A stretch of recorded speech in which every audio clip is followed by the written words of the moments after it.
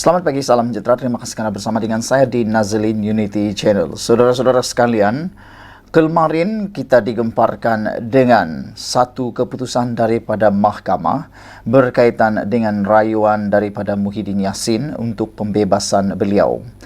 Baru-baru ini kita sudah tahu bahawa Muhyiddin Yassin telah pun dilepas dan dibebaskan daripada beberapa pertuduhan berkaitan dengan satu tuduhan rasuah membabitkan lebih RM200 juta.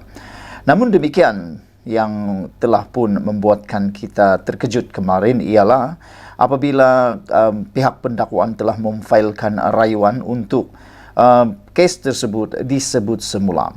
Ia telah diputuskan oleh mahkamah untuk didengar pada tahun hadapan. Namun, yang menjadi persoalan kita ialah apakah perkara yang disebut oleh pendakwaan untuk membawa kes tersebut disebut sekali lagi di mahkamah tinggi.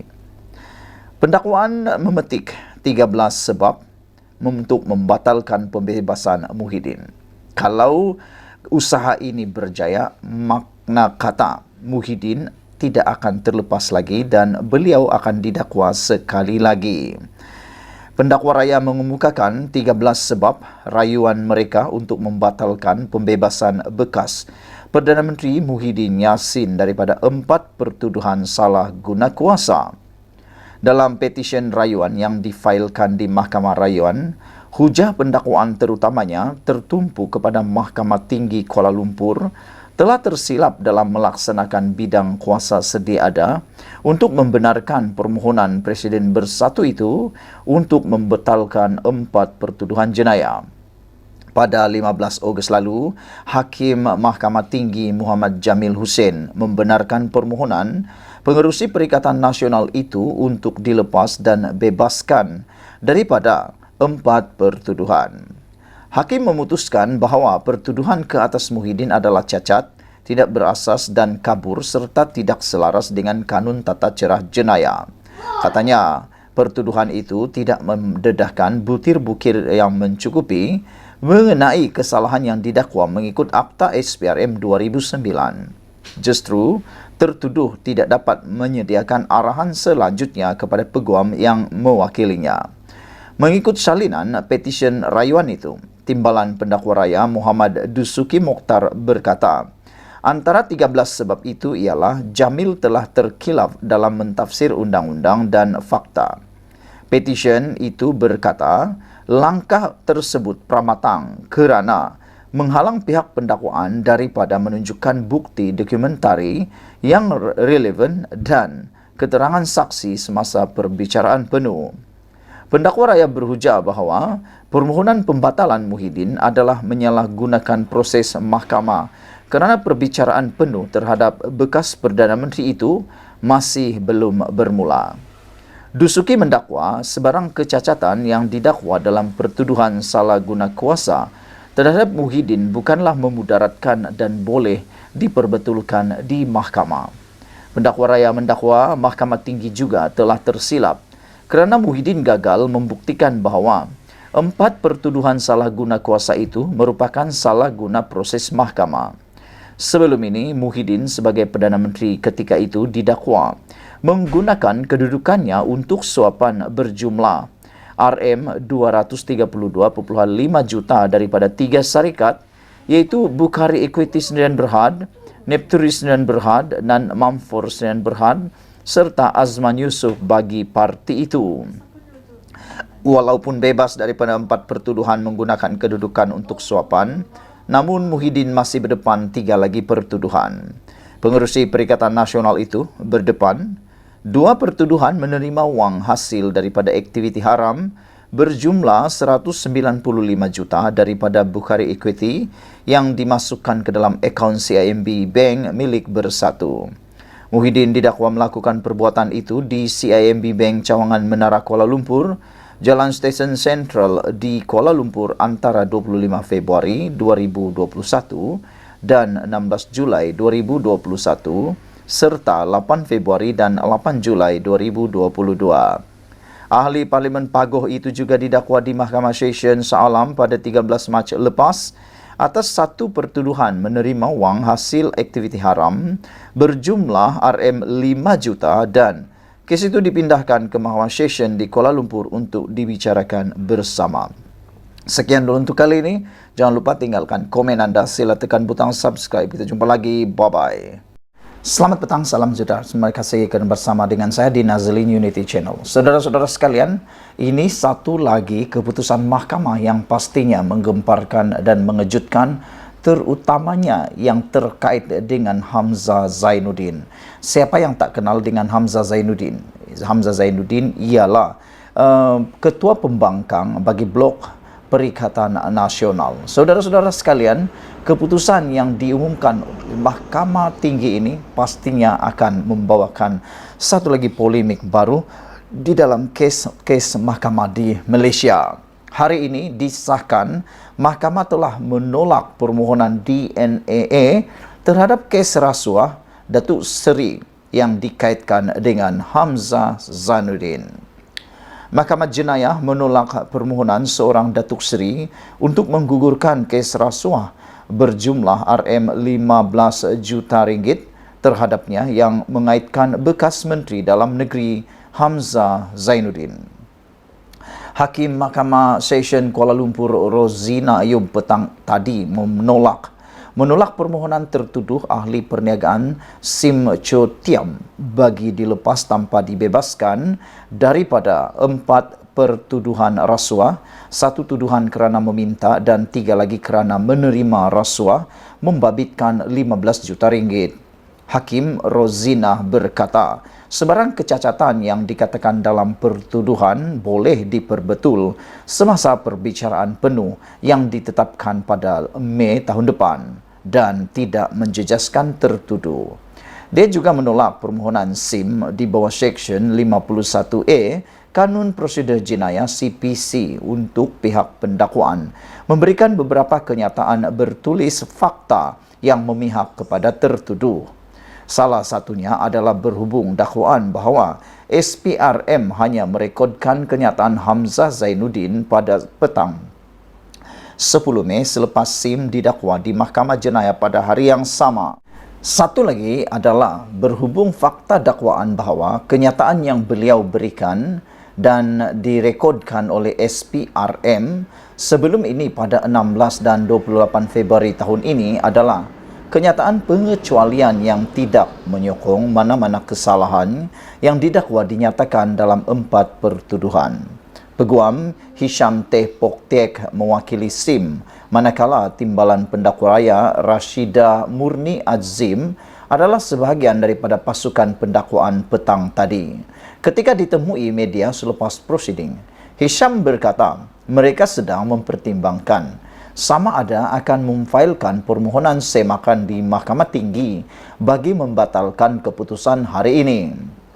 Mengikut salinan permohonan DNAA-nya, SIM berkata 4 pertuduhan itu bertentangan dengan Seksyen 153 dan 154 Kanun Tata Cara Jenayah KTJ yang mewajibkan perincian seperti masa dan tempat kesalahan itu didakwa berlaku dinyatakan. Ahli perniagaan itu juga mendakwa penyiasatan kes pada masa berkenaan tidak lengkap. Tidak seperti pembebasan penuh, tertuduh yang diberikan DNAA boleh didakwa atas kesalahan yang sama pada masa hadapan jika pihak pendakwaan ingin berbuat demikian. Permohonan dibuat di bawah Seksyen 173G dalam kurungan GKTJ.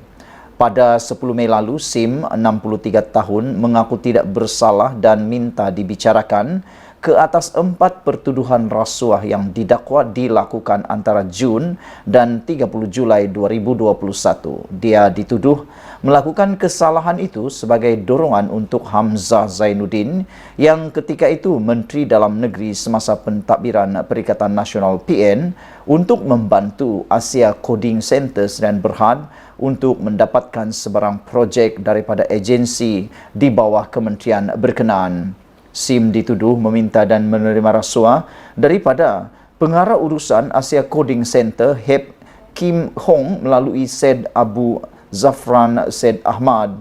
Tertuduh didakwa melakukan Kesalahan itu di Solaris Duta Mas, Jalan Duta Mas 1, Kuala Lumpur.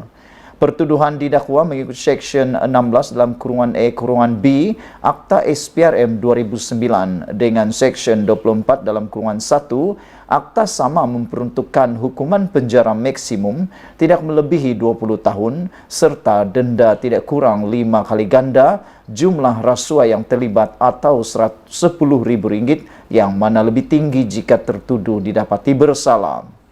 Dia dibenarkan diikat jamin Rp1 juta dengan seorang penjamin dan diarahkan supaya menyerahkan pasportnya serta melaporkan diri di Ibu Pejabat SPRM terdekat di Kuala Lumpur sebulan sekali. Pada 11 Mei lalu, Hamzah yang juga adalah Ketua Pembangkang mendakwa tindakan mengaitkan namanya dalam 4 pertuduhan rasuah dalam kes terbabit adalah sebagai muslihat politik yang bertujuan mencemarkan nama baiknya. Sekian dulu untuk kali ini. Jangan lupa tinggalkan komen Anda. Sila tekan butang subscribe. Malaysia kita punya, kita jaga sama-sama, cintai Malaysiaku. Bye-bye. Selamat pagi, salam sejahtera. Terima kasih karena bersama dengan saya di Nazilin Unity Channel. Saudara-saudara sekalian, ini satu lagi pendedahan yang paling menarik. Ada kebenarannya, terpulang pada Anda untuk menilainya. Adakah Anda setuju bahawa PAS sudah hilang keyakinan kepada Muhyiddin dan adakah Muhyiddin bakal digantikan dan dipecat daripada jawatan beliau sebagai penasihat kepada Gabungan Perikatan Nasional? Dan adakah Muhyiddin sebenarnya sudah tidak mempunyai kredibiliti lagi dalam mengawal Gabungan Parti Perikatan Nasional? Ini kerana dalam Perikatan Nasional, Muhyiddin mempunyai jawatan yang cukup besar, yaitu penasihat, dan dalam Parti Bersatu, beliau ialah Presiden. Namun demikian, beberapa menjak ini kita dapati Muhyiddin Yassin semakin diketepikan. Dalam banyak-banyak keputusan, kelihatan seperti Muhyiddin Yassin tidak pun pernah bersuara dan tidak dilibatkan.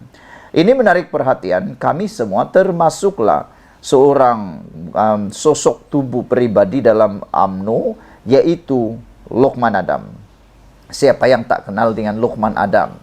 Banyak juga yang dia cakap yang saya tak setujui, banyak juga yang saya setujui. Antara yang saya setujui ialah apabila beliau kata PAS hilang keyakinan kepada Muhyiddin sehingga lantik Mahathir.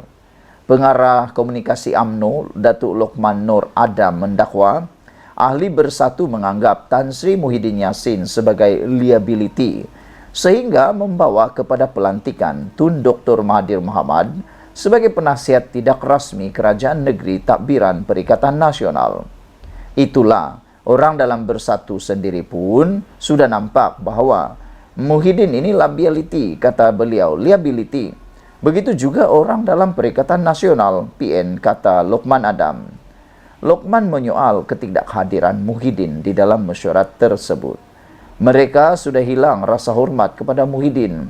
Kalau mereka itu masih menghormati Muhyiddin, mereka tidak boleh buat perjumpaan sulit tanpa bersama Muhyiddin. Haji Hadi Awang, Presiden PAS, bukan Menteri Besar. Kenapa dia nak menghadiri mesyuarat itu? Taqiyuddin pun bukan Menteri Besar. Dia Setiausaha Agung, kata beliau.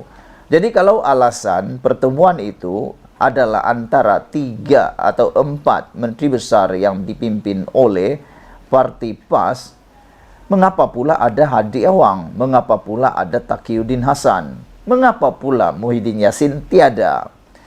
Kenapa Muhyiddin Yassin tiada? Kenapa dia menghadiri mesyuarat menteri-menteri besar bersama Mahathir? Yaitu merujuk kepada Taqiyuddin, soalnya dalam satu kenyataan video yang dimuat naik di Facebooknya. Lokman Adam memberi jawapan itu sebagai respon kepada persoalan terhadap usaha mengenepikan Muhyiddin dan pergolakan dalaman PN yang semakin ketara, sehingga Datuk Seri Hamzah Zainuddin turut mengumumkan hendak bertanding jawatan Presiden.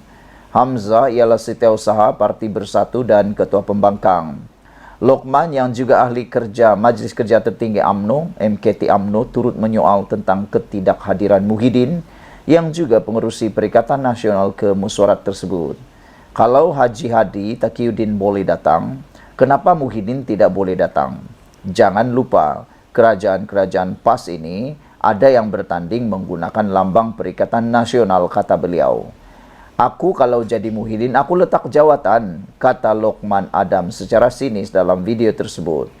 Kamis lalu, Menteri Besar Terengganu Datuk Seri Ahmad Samsuri Mokhtar mengumumkan Kerajaan Takbiran Perikatan Nasional iaitu Kedah, Kelantan, Terengganu dan Perlis telah membentuk blok kerjasama dengan Tun Dr. Mahathir Mohamad dilantik sebagai penasihat tidak rasmi. Usaha tersebut bertujuan memberi fokus kepada pembangunan ekonomi masing-masing dan memelihara kebajikan rakyat. Sekian dulu untuk kali ini. Jangan lupa tinggalkan komen Anda, sila tekan butang subscribe. Malaysia kita punya, kita juga sama-sama cintai Malaysiaku. Bye-bye. Selamat pagi, salam sejahtera. Terima kasih kerana bersama dengan saya di Nazilin Unity Channel. Dipetik daripada Harapan Daily, kecoh satu Malaysia apabila seorang penyokong Tegar PAS mengugut nak guna sihir walau mengaku pejuang Islam. Ini telah menimbulkan kekecohan dan mula mencari siapa sebenarnya penyokong Tegar PAS ini. Biasalah netizen di Malaysia ni jangan main-main. Bila orang dah mula top atau mula naik namanya kerana perkara-perkara yang luar biasa, pelik tapi benar, mereka akan cari, netizen akan cari sampai ke lubang cacing siapakah gerangannya orang ini. Akhirnya hari ini ditemui siapa orang atau siapa penyokong Tegar PAS ini yang ugut nak sihir walau mengaku pejuang Islam. Dipetik dari Harapan Daily. Kecoh di media sosial, seorang individu yang sahih merupakan penyokong PAS melakukan ugutan menggunakan sihir terhadap orang lain. Tangkap layar pemilik akaun Facebook atas nama Johnny Jane itu antara lain menasihatkan mangsa ugutan terbabit supaya menjaga baik-baik anak dan isteri. John juga memberi amaran agar mangsa jangan terlalu berani kerana tak fasal jenuh berubat dan berkata, jangan hanya kerana mangsa, anak dan isteri mangsa dapat masalah. Lebih mengejutkan lagi sekaligus menguatkan ugutannya apabila John melampirkan gambar keluarga mangsa dengan komentar, lawa gambar bro dan comel tu semua. Nanti kalau demam ke apa, jangan pergi klinik ya bro, tulisnya dengan meninggalkan emoji ketawa. Walaupun begitu, mamat sihir itu dilihat, memilih pula bulan mengikut takwim Islam untuk tujuan sihir yang dirancangnya. Dakwanya, bulan Rabiul Awal yang juga bulan keputraan Nabi Muhammad, haram sebaliknya perlu tunggu masa dia. Ada masa-masa dia boleh buat, tulisnya. Dia juga mengulangi ugutannya dengan mengaitkan gambar keluarga mangsa yang dimuat naik atau dimuat turun dari media sosial itu. Okeylah bro, nak print gambar dulu, simpan, siap-siap. Bye-bye, pagar, siap-siap bro, kata John lagi. Susulan itu, orang ramai menasihati individu yang diugut tersebut supaya membuat laporan polis dengan menyertakan tangkap layar perbualan mereka. Ada juga yang meninggalkan meme berupa tangkap layar kecaman ahli Parlimen Machang, Wan Ahmad Faisal Wan Kamal pada tahun 2019 yang berkata, bodoh penyokong PAS. Sementara itu, semakan Harapan Daily di akaun Facebook, Johnny Jane juga mendapati lelaki itu dilihat begitu obses menyerang dan memfitnah Perdana Menteri Datuk Seri Anwar Ibrahim. Saudara-saudara sekalian, walau macam manapun anda meminati seseorang maupun parti politik, janganlah sampai menggunakan ugutan dan sihir seperti ini. Meskipun mungkin ini satu perkara yang hanya untuk gurauan, menakut-nakutkan, provokasi, namun ianya mengganggu hak ketentraman hidup seseorang. Dan ingat, silap sikit mungkin akan menyebabkan anda meringkuk dalam penjara gara-gara mengganggu ketentraman hidup seseorang. Berpolitik juga, tapi berhati-hati, awas. Sekian dulu untuk kali ini. Jangan lupa tinggalkan komen anda, sila tekan butang subscribe. Malaysia kita punya, kita juga sama-sama cintai Malaysiaku. Bye-bye. Selamat pagi, salam sejahtera. Terima kasih kerana bersama dengan saya di Nazilin Unity Channel. Ini satu kebenaran yang harus anda share kepada ramai orang. Ini berkaitan dengan beras yang mana sekarang ini menjadi begitu kontroversi dan menjadi buah mulut di mana-mana. Ada yang memfitnah, ada yang bercakap benar, ada juga yang tak tahu apa-apa, ikut cerita saja, dan yang lebih teruk lagi, ada yang tak tahu apa-apa pun menyebarkan berita yang dia tak tahu langsung kebenarannya, dan dia pun tak tahu apa ceritanya, terus saja share. Yang paling pelik lagi, ada orang suka share video ataupun apa-apa keratan tanpa membacanya pun, terus saja dikirimkan dan pura-pura seperti dia tahu. Ini satu penjelasan daripada pihak kerajaan yang Anda semua harus tahu dan wajib Anda sebarkan kepada semua orang kebenarannya. Menurut Menteri ataupun menurut Bernas, bekalan beras putih negara lebih daripada cukup. Nak diulang sekali lagi, 10 kali ulang pun tak apa. Bernas menyatakan bekalan beras putih lebih dari cukup di negara ini. Padi Beras Nasional Berhad Bernas memaklumkan bahawa bekalan beras putih adalah lebih daripada mencukupi, tanpa kerajaan perlu menggunakan bekalan stok penimbal. Syarikat itu berkata pihaknya menyalurkan sebanyak 630,000 tan metrik beras putih pada Januari hingga Ogos lalu. Jumlah itu katanya sebagai pembeli padi yang terakhir merupakan peningkatan sebanyak 38% lebih tinggi berbanding purata jualan bulanan bagi tempoh 5 tahun lalu. Walaupun begitu, jelasnya dalam satu kenyataan, permintaan ke atas beras putih tempatan semakin meningkat disebabkan perbezaan harga beras putih tempatan dan import. Peningkatan ini disebabkan peralihan permintaan daripada beras putih import kepada beras putih tempatan untuk oleh pengguna. Pembakal kontrak dan pemain-pemain industri makanan kata kenyataan itu lagi. Dalam masa yang sama, Bernas memberitahu bahawa purata pegangan pasaran padi tempatan syarikatnya hanya sekitar 10%. Selebihnya dibeli dan diproses kilang swasta bagi menjamin bekalan beras tempatan. Bernas berkata pihaknya sentiasa komited dan menyokong semua program intervensi yang dilaksanakan oleh Kementerian Pertanian dan Keterjaminan Makanan. Selain daripada itu, telah pun diberikan jaminan oleh Menteri yang berkaitan bahawa bekalan beras negara cukup sehingga 5 bulan. Bekalan beras negara sebanyak 900,000 tan adalah mencukupi bagi menampung keperluan beras negara bagi tempoh 4 hingga 5 bulan. Menteri Pertanian dan Keterjaminan Makanan, Datuk Seri Muhammad Sabu berkata, bekalan beras itu meliputi 250,000 tan stok penimbal dan 650,000 tan stok dagangan. Dalam pada itu, Muhammad berpandangan masih belum ada keperluan mendesak untuk menggunakan stok penimbal beras kerana stok dagangan sedia ada masih mencukupi bagi menampung keperluan domestik.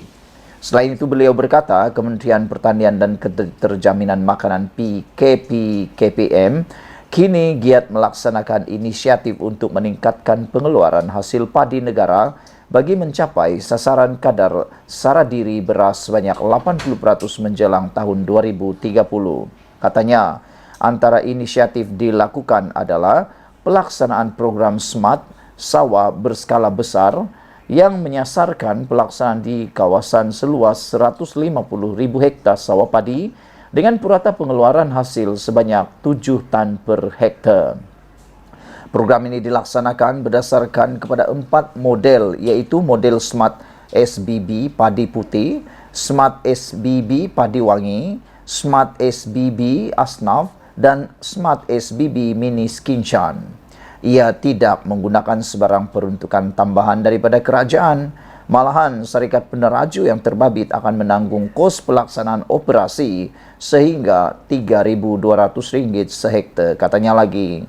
Beliau berkata demikian ketika menggulung perbahasan usul kajian separuh penggal rancangan Malaysia ke-15 di Parlimen semalam.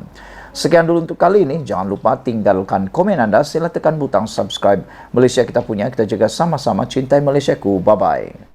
Selamat pagi, salam sejahtera. Terima kasih kerana bersama dengan saya di Nazilin Unity Channel. Khairi Jamaluddin kali ini tersilap langkah. Khairi Jamaluddin kali ini tersilap hujah. Khairi Jamaluddin KJ kali ini tersilap fakta. Disangka apa yang dicadangkan oleh Khairi Jamaluddin semuanya hebat, semuanya baik. Tapi rupa-rupanya ada juga hikmah atau ada juga fakta, cadangan, saranan daripada Khairi Jamaluddin yang seakan-akan tak boleh pakai ataupun mungkin tidak boleh dipraktikkan. Baru-baru ini Khairi Jamaluddin mencadangkan bukan saja pencen ahli parlimen yang perlu dihapuskan, tetapi beliau juga membuat satu cadangan, iaitu pencen penjawat awam turut dihapuskan. Ini membawa kepada pelbagai reaksi daripada penjawat awam. Namun demikian, salah satu perkara yang menjadi kesilapan besar Khairi Jamaluddin dalam cadangan itu ialah idea tersebut, iaitu menghapuskan pencen penjawat awam, hanya akan menjadikan bekerja dengan kerajaan tidak lagi diminati, ataupun pekerjaan dalam sektor awam, yakni bekerja dengan kerajaan, tidak akan diminati oleh sesiapa lagi. Kerana saya berpendapat ramai orang yang berminat bekerja dalam sektor kerajaan kerana pertama, jaminan pekerjaan tersebut. Kedua, jaminan gaji yang memang tiada masalah kerana kerajaan yang membayar. Dan yang paling penting lagi ialah inisiatif atau insentif pencen yang diberikan oleh pihak kerajaan. Ini menarik perhatian ramai orang, ramai ibu bapa menyarankan atau menggalakkan diri sendiri ataupun ahli keluarga untuk menjadi penjawat awam kerana adanya pencen tersebut. Tetapi kalau pencen itu dihapuskan, maka ini akan menjadikan pekerjaan dengan kerajaan tidak lagi akan diminati. Dan ramai orang yang tak akan kerja, yang berkualiti, tidak mahu lagi kerja dalam kerajaan.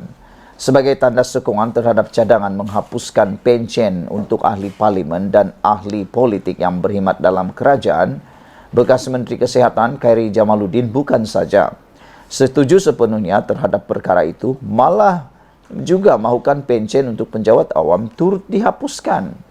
Bagaimanapun, kata beliau, cadangannya itu hanya untuk pengambilan baharu penjawat awam saja, bukan terkait mereka yang sedang dalam perkhidmatan ketika ini.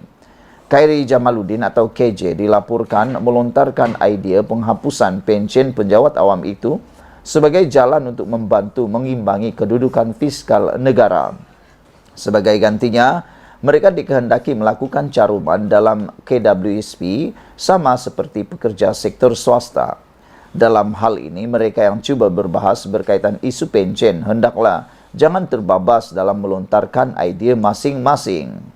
Ini kerana cadangan asal penghapusan itu hanyalah untuk ahli-ahli parlimen dan ahli-ahli politik yang memegang jawatan menteri, timbalan menteri dan setiausaha politik saja, tanpa menyentuh sama sekali penjawat awam. Ini kerana selain pencen, mereka besar jumlahnya. Syarat memperoleh pencen juga amat mudah, iaitu hanya perlu berkhidmat selama 3 tahun atau 36 bulan saja dengan kerajaan. Dengan itu, ramai yang melihat pembayaran pencen itu akan memakan jumlah wang negara yang besar. Lebih-lebih lagi jika setiap kali 5 tahun bila diadakan PRU berlaku pula pertukaran kerajaan. Dengan itu, kewajaran untuk dihapuskan pencen tersebut adalah munasabahnya.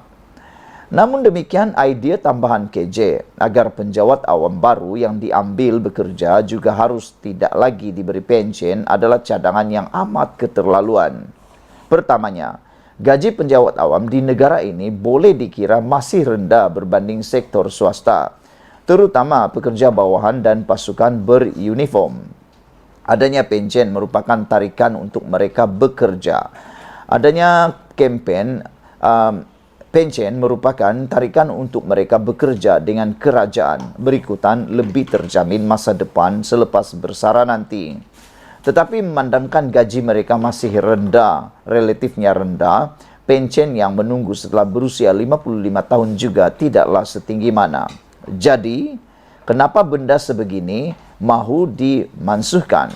Kedua, sekitar 90% pekerja sektor awam adalah merupakan orang Melayu yang merupakan penduduk majoriti negara ini. Di mana-mana negara di dunia ini pun, pekerja sektor awam adalah dikuasai oleh penduduk majoritinya. Tetapi dalam konteks negara kita, tidaklah pula ada sekatan untuk kaum-kaum lain bekerja dengan kerajaan. Dengan mencadangkan penghapusan pencen itu, sepertinya meletakkan KJ tiada keprihatinan terhadap orang Melayu sendiri yang merupakan penduduk majoriti negara ini. Ketiga, dengan tiada lagi pencen bagi sektor awam, ini sekaligus menjadikan bekerja dengan kerajaan bukan lagi suatu yang menarik untuk diceburi.